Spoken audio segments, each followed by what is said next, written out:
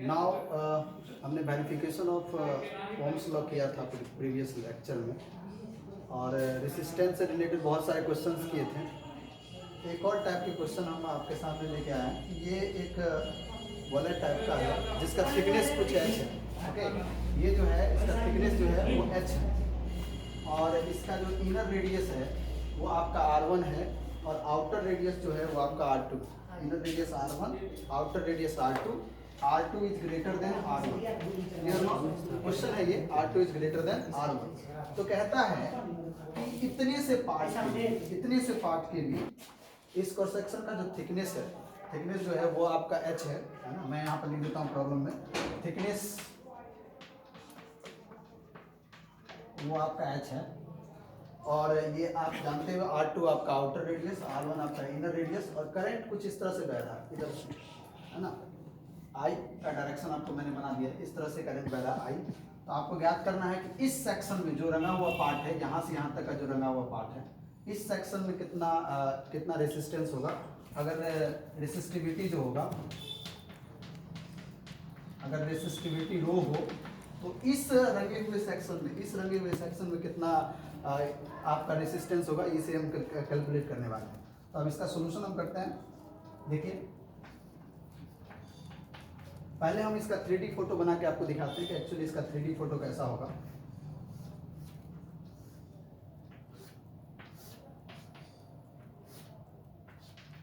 ये कुछ इस तरह का इसका 3D फोटो है, और इसकी जो ऊंचाई है यहाँ से यहाँ तक का जो वैल्यू है ये आपका h है। जब इसको आप काट के यहाँ से निकालोगे, तो जब इसको थोड़ा सा प्रोसेक्शनल व्यू डालोगे तो इस तरह का आपका फिगर दिखाई देगा ये। और जब हमने इसको यहाँ से और यहाँ से जब ज्वाइन किया, क्योंकि इसको काटिएगा तो ये फ्रंट व्यू जो होगा, फ्रंट व्यू कुछ इस तरह का आपको दिखेगा, ऐसा कुछ फ्रंट व्यू दिखेगा, ये फ्रंट व्यू है। तो ये आपका टॉप व्यू, इधर जब उसको रिमूव करेंगे, टॉपल करेंगे, तो आपको इस तरह का व्यू दिखेगा। लेकिन फ्रंट व्यू देखेंगे तो इसका ऐसा दिखेगा फ्रंट व्यू। तो अब हमको, हमारे पास फार्मूला कौन सा है? हमारे पास फार्मूला है R is equal to rho L by ए।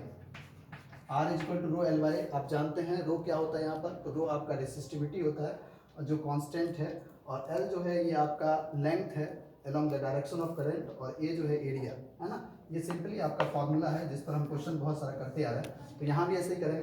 तो हमने क्या किया, इस क्वेश्चन को बनाने के लिए हमने x पर जाकर एक छोटा सा एलिमेंट यहाँ पर ले लिया, थिकनेस का, dx थिकनेस का हमने एलिमेंट काट लिया। x पर जाकर हमने dx थिकनेस का एलिमेंट काट लिया, जैसा कि फिगर में आपको दिखाया जा रहा है। ये x पर जाकर हमने dx थिकनेस का एक एलिमेंट काट लिया। जब ऐसा एलिमेंट काटेंगे तो हम इस 2D रिप्रेजेंटेशन में इसमें कैसा वो फिगर दिखेगा वो मैं आपको दिखाता हूँ। तो x पर जाकर हमने एक एलिमेंट काटा, तो वो एलिमेंट कुछ इस तरह का आपका दिखेगा, ऐसा। विजुलाइजेशन है, आप जितना अच्छा विजुलाइज करेंगे उतना अच्छा आपका फिजिक्स होगा। यहाँ देखिए, ये 3D विजुलाइजेशन है कि क्रॉस सेक्शन में कैसा आपका एरिया आएगा, और आप ये ऊपर से फ्रंट व्यू से देखोगे तो आपको ये जो है कुछ इस तरह का आपका दिखाई देगा पोर्शन। और इसका थिकनेस जो है ये आप जानते हो, अभी तुरंत मैंने बताया कि ये आपका dx है। How to calculate the resistance? As you know the formula of resistance is equal to rho L by. Now करते हैं, R is equal to rho L कितना हो जाएगा? आप जानते हैं कि L जो होता है वो आपका डायरेक्शन ऑफ करंट की, along the direction of current हम लेते हैं। तो along the direction of current यहाँ से यहाँ तक का ये L होगा। तो जब हम कोई भी वृत्त लेते हैं तो आपका पूरा जो उसकी परिधि होती है वो 2πr होती है। तो इसका जो है 1/4 पार्ट है, इसका 1/4 पार्ट है, तो इसका हम परिधि लेंगे 2πx/4। ओके, तो 2πx/4 ये आपकी परिधि हो जाएगी, वही इसका लेंथ हो जाएगा। Clear or not? तो 2 ने 2 को कैंसिल कर दिया, तो आपका ये L हो गया rho L πx/2। This is the value rho area. अब हमको एरिया लेना है, तो एरिया कितना है? तो एरिया आपका जो है क्रॉस सेक्शन एरिया, क्योंकि इसी से के अंदर इंटर कर रहा करंट, तो करंट जो होगा जिस एरिया पर परपेंडिकुलर होगा उस एरिया को हम कंसीडर करते हैं। तो ये एरिया जो होगा वो कितना होगा? dx इंटू एच होगा, क्योंकि ये h है और ये dx है। तो हम इसका जब एरिया निकालेंगे h इंटू dx, रेक्टेंगल का जो एरिया होता है लंबाई गुने चौड़ाई होता, तो चौड़ाई आपका dx है और लंबाई h है, तो हम उसका एरिया निकाल लेंगे h इंटू dx। तो हमारा एरिया हो गया h इंटू dx। तो आपका जो dr हो गया वो कितना हो गया? रो हो गया pi x by 2h dx, 2h dx। तो ये आपका dr हो गया, dr का जो वैल्यू हो गया वो हो गया rho pi x by 2 pi dx। अब हमको इंटीग्रेशन करना है, आपको दिखाई दे रहा है कि dx नीचे है और ये dr है। एज नो आप मैथमेटिकल और थॉट से भी जान सकते हो कि अगर हम यहाँ पर पोटेंशियल जीरो दे दें और यहाँ पर हम पोटेंशियल भी दे दें तो हम देखते हैं कि ये जीरो पोटेंशियल से भी पोटेंशियल की तरफ करंट बह रहा आई। ओके, तो ये आपका पैरेलल कॉम्बिनेशन है। जितने भी इसमें आपने इंटरसेक्शन काटा है उन सबों में सेम पोटेंशियल डिफरेंस लगा हुआ है। तो सेम पोटेंशियल डिफरेंस जो ही होता है, सेम पोटेंशियल डिफरेंस उस समय जो हम रेसिस्टेंस का कॉम्बिनेशन करते हैं उसको पैरेलल कॉम्बिनेशन कहते हैं, पैरेलल कॉम्बिनेशन। और पैरेलल कॉम्बिनेशन में हम 1/r इक्विवेलेंट करके लिखते हैं 1/r1 plus 1/r2 as so on, इस तरह से हम लिखते हैं। तो हम इसको क्या करेंगे, क्योंकि यहाँ पे ये भी पैरेलल जैसा हो गया तो हम इसको क्या करेंगे, टर्न कर देंगे 1/dr, हम इसको टर्न कर देंगे। तो ये कुछ इस तरह से हो जाएगा, ये कुछ इस तरह से हो जाएगा 1/dr इज इक्वल टू, क्योंकि हमने वहां पर देखा कि पैरेलल कॉम्बिनेशन है और पैरेलल कॉम्बिनेशन से 1/r इक्विवेलेंट करके यूज करेंगे तो 1/dr हमको लिखना पड़ेगा। तो ये टर्म क्या हो जाएगा 2h dx by rho pi x। Clear or not? कुछ स्टूडेंट को ऐसे भी नजर आ रहा होगा कि सर ये dx नीचे में है तो डिनोमिनेटर में रहेगा नहीं, ऑटोमेटिक वो अंश में चला जाएगा। तो अब हम इसका इंटीग्रेशन करते हैं, वेरी इजी इंटीग्रेशन करते हैं। बोथ साइड हमने इंटीग्रेशन कर दिया, इंटीग्रेशन का साइन लगा दिया, बोथ साइड हमने इंटीग्रेशन का साइन लगा दिया, है ना, बोथ साइड इंटीग्रेशन, हमने दोनों तरफ इंटीग्रेशन का साइन लगा दिया। अब लिमिट की बात आती है, लिमिट कहां से कहां लिया जाए, तो लिमिट जो है स्टार्टिंग कहां से था, स्टार्टिंग यहां से यहां का पोर्शन था a और यहां से यहां तक का जो पोर्शन था वो b था। Clear not? तो a आपका लोअर लिमिट हो गया और b आपका अपर लिमिट हो गया। तो लोअर लिमिट कितना हो गया a, तो a पर जो रेसिस्टेंस हो गया वो 0 और अपर लिमिट हो गया आपका b, अपर लिमिट आपका हो गया b। लेकिन उसमें आपके क्वेश्चन में R1 और R2 के टर्म में दिया होता तो हम इसको R1 और R2 के टर्म में लेते हैं, R1 ये R2। Clear not? ये 0 हो गया, ये आपका R इक्विवेलेंट हो गया।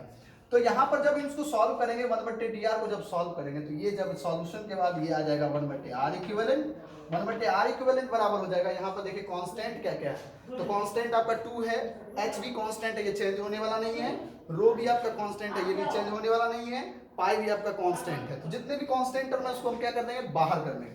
तो कांस्टेंट टर्म को जब बाहर करेंगे तो 2h बाई रो पाई आ जाएगा और इंटीग्रेशन में 1/x dx फंसा रह जाएगा और यहाँ पर 1/r1 और यहाँ पर R2 का लिमिट हम लगा देंगे। अब आप जानते हो 1/x का इंटीग्रेशन कितना होता है, तो 1/x का जो इंटीग्रेशन होता है वो होता है ln x, 1/x का इंटीग्रेशन होता है ln x। तो 1/r equivalent is equal to जो होगा वो हो जाएगा 2h by rho pi ln x। Limit कहां से कहां डालिएगा, तो लिमिट अपर लिमिट R2 डालिएगा और लोअर लिमिट R1 डालिएगा।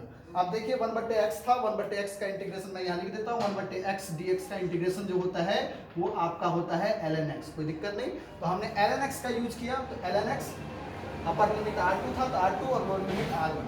अब हम इसमें पुट कर देते हैं limit 2h by rho pi, 2h by rho pi, as you know rho is the constant. ln में हम डालेंगे यहाँ पर, तो यहाँ पर लिखेंगे ln R2 minus ln R1, ln R2 minus ln R1। Clear not? जब ln R2 माइनस R1 डालते हैं तो यहाँ पर एक आपका फॉर्मूला आपको पता होगा, मैथमेटिक्स में आप लोग पढ़े होंगे, ln B minus ln A is equal to ln B by A। This is the formula, these are mathematical tools, we use the mathematical tools is here and we got the result is 2h rho pi ln R2 by R1। Clear or not? क्योंकि यहाँ पर हमने B by A कर दिया तो यहाँ भी हमने R2 by R1 कर दिया। लेकिन ये रिजल्ट कैसा आ गया, ये रिजल्ट 1/r इक्विवेलेंट आ गया, लेकिन हमें तो R इक्विवेलेंट चाहिए था, तो हम इसको क्या कर देंगे, इन्वर्स कर देंगे डायरेक्ट। अब इससे हम मल्टीप्लिकेशन इन्वर्स कर देंगे, तो R इक्विवेलेंट, तो इधर का डिनोमिनेटर नोमिनेटर हो जाएगा और नोमिनेटर आपका डिनोमिनेटर हो जाएगा। तो क्या हो गया, rho pi by 2h ln R2 by R1। This is the result of this question. Okay, ऐसे ऐसे क्वेश्चन बहुत सारे दिए हुए हैं आपके, जेई क्वेश्चन, जेई में क्वेश्चन पूछा गया था, उसी क्वेश्चन को मैंने डील किया है। और नेक्स्ट प्रॉब्लम की तरफ जाएंगे। इस प्रॉब्लम में एक कॉमन थिंग्स था, आप सोच के देखो इसमें क्या था कि इसमें एरिया चेंज हो रहा था। समय के साथ एरिया चेंज हो रहा था, चेंज एरिया हो रहा था। आप देखेंगे फिगर में कि एरिया चेंज हो रहा था, ये dx और h ये चेंज हो रहा था, है ना। तो यहाँ पर आपका ये क्वेश्चन जो था ये रिलेटेड था रो एल बाई ए। आपको थोड़ा सा मैं बता दूं कि क्वेश्चन कहाँ से रिलेटेड था। आपका r बराबर होता है रो L by A, clear or not, r बराबर होता है रो एल बाई ए। मैंने क्या किया इस क्वेश्चन में, सबसे पहला इससे पहले वाला जो वीडियो था उसमें हमने करंट के दिशा को परिवर्तित करके रेसिस्टेंस को बदल दिया था, ओके। क्योंकि आपको मैंने बताया भी था थॉट्स में कि resistance depends on current, direction of current. In this video जो क्वेश्चन अभी मैंने किया है इस वीडियो में, उसमें मैंने एरिया को वेरी कर दिया, एरिया को बदल दिया।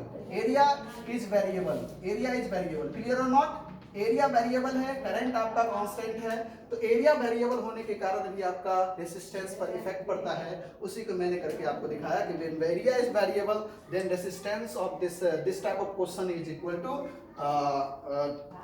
रो pi by 2h ln r2 by r1, clear not. Now previous question में जो हमने प्रीवियस क्वेश्चन बनाया उसमें हमने देखा कि एरिया बदल रहा था, क्लियर, मतलब एरिया वेरिएबल था, उसमें हमने रेसिस्टेंस ज्ञात किया था। अब मैंने क्या किया कि करंट की दिशा को ऐसे कर दिया, करंट ऐसे फ्लो करता है, ध्यान से देखिएगा। इसी क्रॉस सेक्शन की बात करेंगे, इसी में रेसिस्टेंस निकालेंगे, सब कुछ वही same, r2 is greater than r1, thickness h, resistivity rho, सब कुछ सेम। और क्रॉस सेक्शन भी ऐसा ही होगा क्योंकि आप काट के फिर से निकालोगे तो ऐसा ही होगा। और करंट लेकिन ऐसे बह रहा है, करंट ऐसे बह रहा है, क्लियर और नॉट, ऐसे करंट बह रहा है। तो कैसे इसमें कैलकुलेट करेंगे इस पोर्शन का रेसिस्टेंस कितना होगा, इसके लिए हम स्टार्ट करते हैं। एलिमेंट लेते हैं, आपने एलिमेंट जाकर x पर जाकर dx एलिमेंट ले लिया, ये dx एलिमेंट है और थिकनेस आपका कितना h, r बराबर रो L by A, this is the formula. यहाँ पर आप सोचिए समझें, r जो है रो एल बाई, अभी तक हम जितने भी क्वेश्चन किए हैं वो केवल एक सिंपल फॉर्मूला पर बनता जा रहा है, लेकिन उसी में केवल मैथ्स का अप्लाई करते जा रहे हैं और क्वेश्चन अच्छे टाइप्स के क्वेश्चन बनते जा रहे हैं।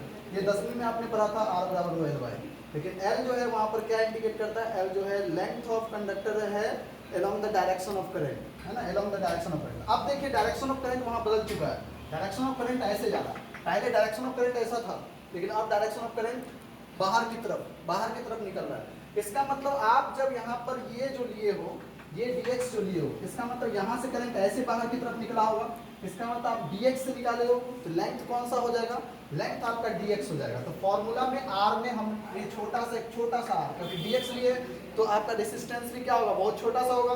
तो रेसिस्टेंस बहुत छोटा सा होगा तो dr बराबर रो l कितना लेंगे, l ले लेंगे dx, l कितना लेंगे dx, तो l आपका हो गया dx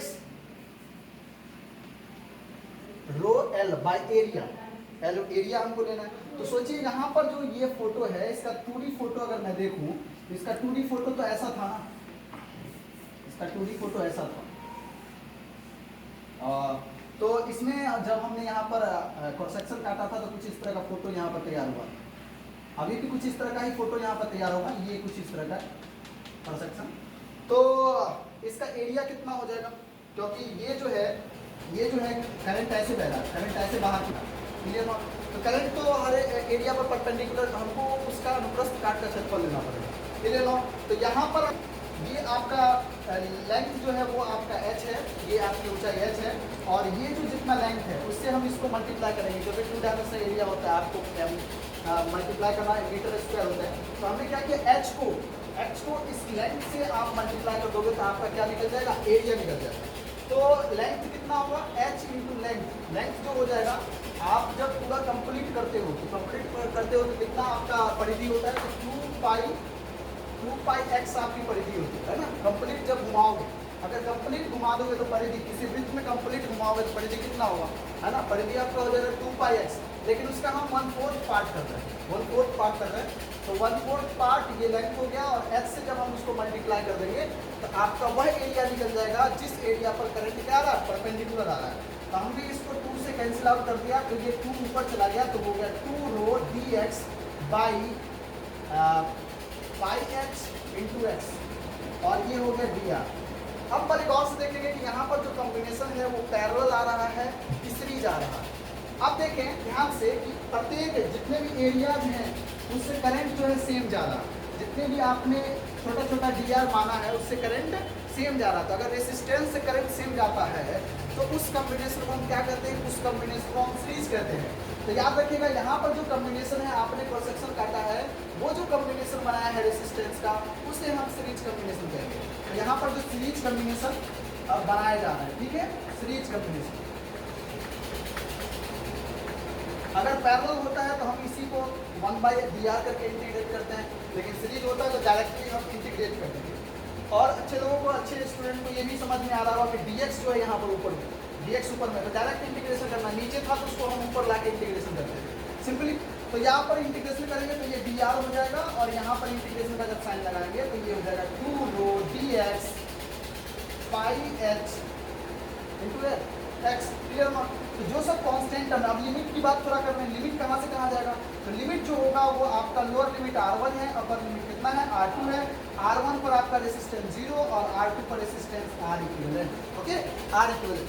नाउ r इक्विवेलेंट जो हो जाएगा उसकी वैल्यू कितनी हो जाएगी, ध्यान से देखेंगे तो ये 2 कांस्टेंट है, रो कांस्टेंट है, पाई कांस्टेंट है और h कांस्टेंट है।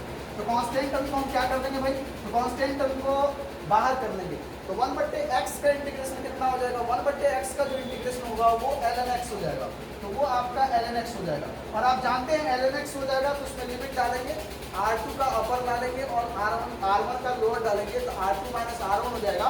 और हम जानते हैं प्रीवियस क्वेश्चन में भी मैंने बताया था एक फॉर्मूला, मैंने बताया था ln b minus ln a, ln b minus ln a बराबर ln b by a, ln b by a। तो हम डायरेक्ट यहाँ पर पुट कर देंगे ln b by a। This is the result of this question. तो हमने length variation कर लिया, लेंथ में हमने वेरिएशन किया है, और लेंथ में वेरिएशन के कारण हमारा जो इक्विवेलेंट रेजिस्टेंस आया है वो आपका आ गया है 2 rho by pi h ln b by a। This problem related to length variation. This problem is related to length variation. Related to length variation. तो अभी तक हमने क्या किया, अभी तक हमने करंट की दिशा को बदला, उसके कारण रेसिस्टेंस क्या किया, लेंथ की दिशा, लेंथ को बदल दिया, उसके कारण मैंने करंट निकाला, उसके कारण मैंने रेसिस्टेंस निकाला। उसके बाद हमने क्या किया, उसके बाद हमने इससे पहले वाले वीडियो में हमने क्या किया था, एरिया को बदला था, उसके कारण हमने करंट, हमने रेसिस्टेंस निकाला था। अब हम क्या करते हैं कि इसके शेप एंड साइज को चेंज करके देखते हैं कि शेप एंड साइज को चेंज करने के कारण क्या रेसिस्टेंस में बदलाव होता है। तो हाँ सर, शेप एंड साइज को चेंज करने के बाद रेसिस्टेंस में बदलाव होता है, उसे हम डील करते हैं। क्लियर है not? Find the resistance, okay. हमने क्या किया कि एक इस तरह का लेंथ ले लिया,